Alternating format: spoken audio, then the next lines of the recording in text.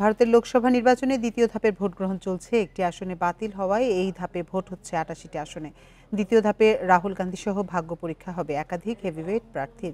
এ নিয়ে বিস্তারিত জানাতে কলকাতা থেকে আমাদের সাথে যোগ দিচ্ছেন আমাদের সহকর্মী দেবপ্রসাদ অধিকারী। দেবপ্রসাদ, দ্বিতীয় ধাপে ভোট কেমন হচ্ছে আর কোন কোন আসনে নজর বেশি থাকবে? বিকাশে কম খরচে ক্যাশ আউটের লিমিট বেড়ে ৫০,০০০, প্রিয় এজেন্টও ২টা। দেখুন, দ্বিতীয় দফার ভোট এখনো পর্যন্ত আমাদের কাছে যা খবর রয়েছে তাতে মোটামুটি শান্তিপূর্ণ ভাবেই ভোট চলছে। সকাল 7টা থেকে ভোট গ্রহণ শুরু হয়েছে। এখনো পর্যন্ত বালুরঘাট অর্থাৎ পশ্চিমবঙ্গের দিকে যদি আমি নজর দিই, বালুরঘাটে কিছু বিক্ষিপ্ত ঘটনা ঘটেছে। বালুরঘাটের প্রার্থী সুকান্ত মজুমদার এবং সুকান্ত মজুমদারের সঙ্গে তৃণমূলের একটা বচসা তৈরি হয়েছিল এবং সে নিয়ে নির্বাচন কমিশনের নালিশ জানিয়েছে এবং নির্বাচন কমিশন ইতিমধ্যেই কিন্তু বিষয়টিকে দেখছেন।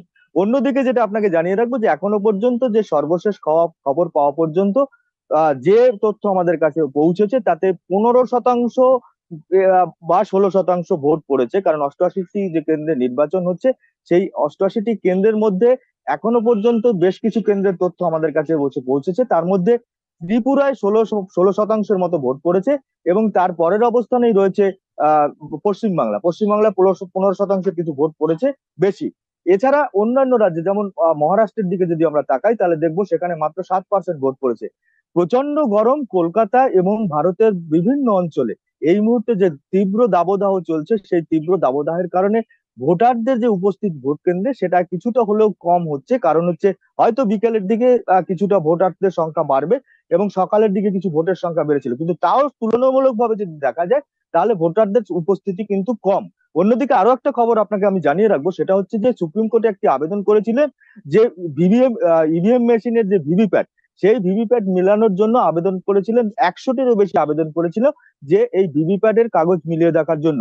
সেই আবেদন আজকে সুপ্রিম কোর্ট ইতিমধ্যেই খারিজ করে দিয়েছেন এবং বলেছেন যে এটা সম্ভব নয়।